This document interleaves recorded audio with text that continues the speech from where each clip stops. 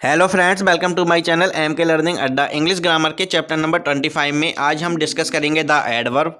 Adverb parts of speech का एक important part है और इंग्लिश ग्रामर में इसका एक इम्पोर्टेंट रोल रहता है। आज की वीडियो में हम इसके प्रत्येक पॉइंट की डीपली स्टडी करेंगे और इसके प्रत्येक पॉइंट के लिए एग्जाम्पल के थ्रू समझने का प्रयास करेंगे।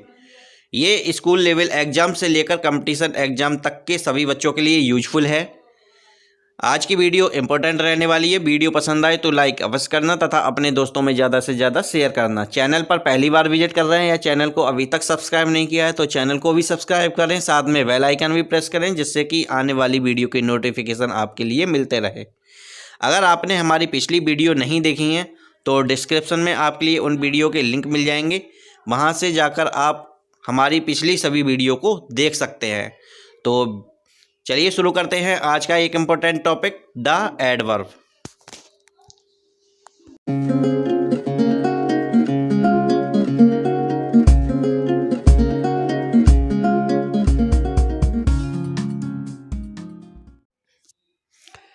चलिए बात करते हैं एडवर्ब की। एडवर्ब जिसे कि हिंदी में क्रिया विशेषण कहते हैं। एडवर्ब पार्ट्स ऑफ स्पीच का ही एक पार्ट होता है और इंग्लिश ग्रामर में इसका एक बहुत ही इम्पोर्टेंट रोल होता है। तो सबसे पहले डेफिनेशन समझते हैं। एन एडवर्ब मोडिफाइज और describes a verb, an adjective और एन अदर एडवर्ब। यानी कि क्रिया विशेषण वो शब्द होते हैं जो किसी वर्ब, एडजेक्टिव या किसी अन्य एडवर्ब की विशेषता बतलाते हैं। यानी कि ऐसे शब्द जो किसी वर्ब की, किसी एडजेक्टिव की या किसी एडवर्ब की यानी किसी अन्य एडवर्ब की विशेषता बताएं, उसे डिस्क्राइब करें या मॉडिफाइज करें, तो ऐसे शब्दों को एडवर्ब कहते हैं। नाउन और प्रोनाउन के लिए डिस्क्राइब कौन करता है? एडजेक्टिव। और नाउन और प्रोनाउन और इंटरजेक्शन, तीन को छोड़ के बाकी जितने भी पार्ट्स ऑफ स्पीच के पार्ट्स हैं सभी को जो डिस्क्राइब्स करता है या जिसको मॉडिफाइज करता है वो शब्द क्या होता है? वो एडवर्ब होता है। यहाँ एडवर्ब से संबंधित कुछ इंपॉर्टेंट पॉइंट्स दिए गए हैं जिन्हें डिस्कस करना बेहद आवश्यक है। इनके पॉइंट्स को समझते हैं। तो पहला पॉइंट है, एडवर्ब वह पार्ट्स ऑफ स्पीच है जो किसी वर्ब, एडजेक्टिव, एडवर्ब, प्रीपोजिशन तथा कंजक्शन की विशेषता बतलाता है। यानी कि जो एडवर्ब होते हैं वो किसी वर्ब, एडजेक्टिव, एडवर्ब, प्रीपोजिशन या कंजक्शन को ही मॉडिफाई करेंगे, उन्हें डिस्क्राइब करेंगे या उनकी विशेषताओं का वर्णन करते हैं। अगला पॉइंट है, एडवर्ब जो वाक्य के आरंभ में रखे होते हैं। यानी कि कुछ सेंटेंस में एडवर्ब वाक्य के प्रारंभ में भी रखे हुए होते हैं तो वो क्या करते हैं? पूरे वाक्य के लिए मॉडिफाई करते हैं या पूरे वाक्य की विशेषता बताते हैं। जैसे कि पहला सेंटेंस है, प्रोबेबली ही इज मिस्टेकन। तो यहाँ जो प्रोबेबली शब्द दिया गया है ये एक एडवर्ब है और ये पूरे सेंटेंस को ही मॉडिफाई कर रहा है। अगला सेंटेंस है, unfortunately the thief was not caught. तो यहाँ पर जो अनफॉर्चुनेटली शब्द दिया गया है ये एक एडवर्ब है और ये पूरे सेंटेंस की विशेषता का वर्णन कर रहा है। तो सामान्यतः एडवर्ब किसी नाउन या प्रोनाउन की विशेषता नहीं बताते, क्योंकि नाउन और प्रोनाउन की विशेषता जो बताते हैं उन्हें एडजेक्टिव कहते हैं।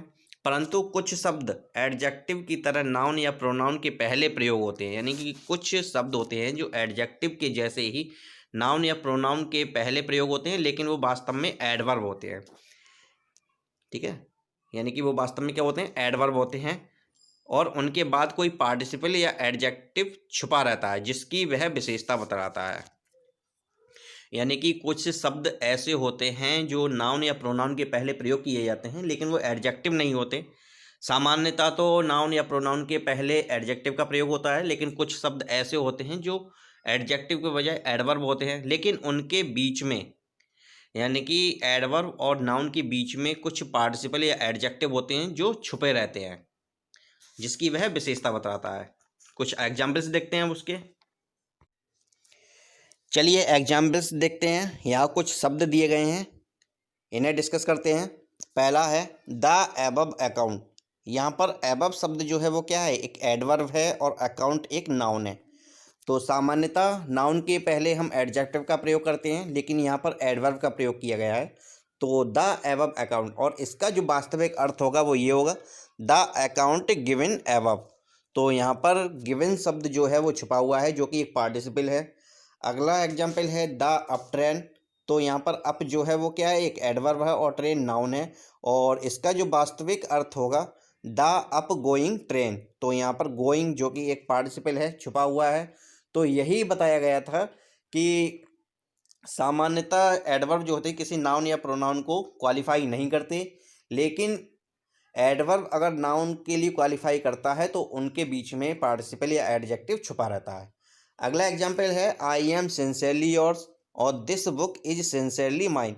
तो यहाँ हम देखते हैं योर्स और माइन ये दोनों प्रोनाउन हैं लेकिन पॉसेसिव फॉर्म में हैं, और पॉसेसिव फॉर्म में होने के कारण ये एडजेक्टिव के समान है। इसलिए यहाँ पर ये जो सिंसियरली और सर्टेनली जो कि एक एडवर्ब हैं वो योर और माइंस के लिए क्या कर रहे हैं, मॉडिफाई कर रहे हैं।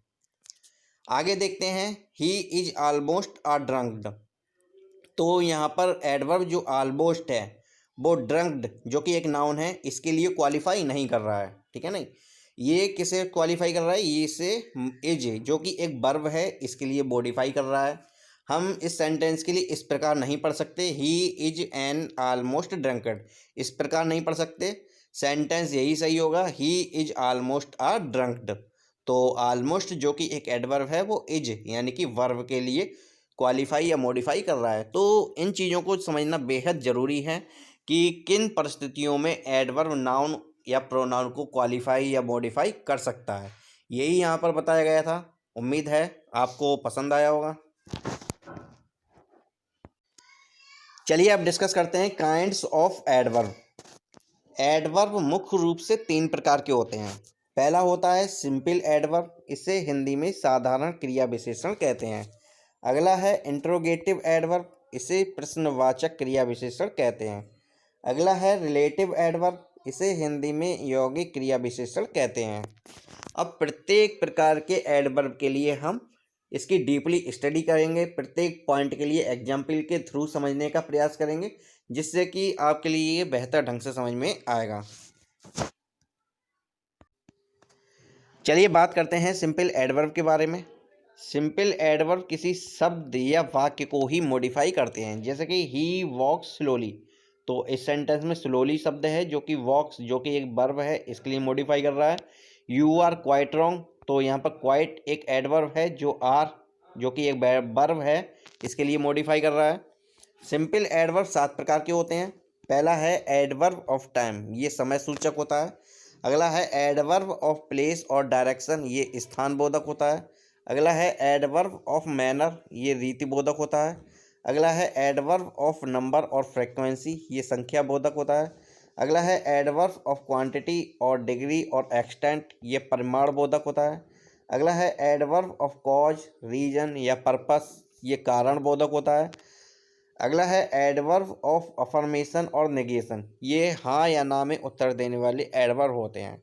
अब सिंपल एडवर्ब्स के जितने भी काइंड्स हैं सभी के लिए हम समझने का प्रयास करते हैं कि जैसे कि एडवर्ब ऑफ टाइम में कौन कौन से शब्द इसमें शामिल किए जाते हैं, एडवर्ब ऑफ प्लेस में कौन कौन से शब्द शामिल किए जाते हैं, इनके लिए समझेंगे और इनके कुछ एग्जाम्पल्स को देखेंगे। चलिए बात करते हैं एडवर्ब ऑफ टाइम के बारे में। वे शब्द जो काम करने के समय का बोध कराएं वो एडवर्ब ऑफ टाइम कहलाते हैं। यानी कि एडवर्ब जो किसी कार्य के समय का बोध कराते हैं वो एडवर्ब ऑफ टाइम के अंतर्गत आते हैं। जब किसी वर्ब के साथ जब हम कब या वैन लगाकर कोई प्रश्न करते हैं और उसका जो उत्तर प्राप्त होता है वो एडवर्ब ऑफ टाइम ही होता है। और एडवर्ब ऑफ टाइम में कौन कौन से शब्द आते हैं, जैसे कि now, then, before, since, ago, already, soon, presently, immediately, early, late, afterwards, today, tomorrow, daily, ये सब एडवर्ब ऑफ टाइम में शामिल होते हैं। अगला है adverb of place. Adverb of place जो होता है वो कार्य करने के स्थान का बोध कराता है।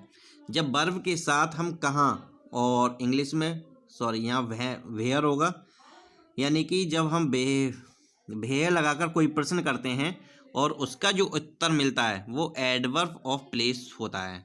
और एडवर्ब ऑफ प्लेस में कौन कौन से शामिल होते हैं, here, there, hence, thence, in, out, within, without, above, below, inside, outside, far, near. अगला है एडवर्ब ऑफ मैनर। ये काम करने का ढंग बतलाता है। वर्ब के साथ कैसे या हाउ लगाकर जो उत्तर प्राप्त होता है वो एडवर्ब ऑफ मैनर कहलाता है।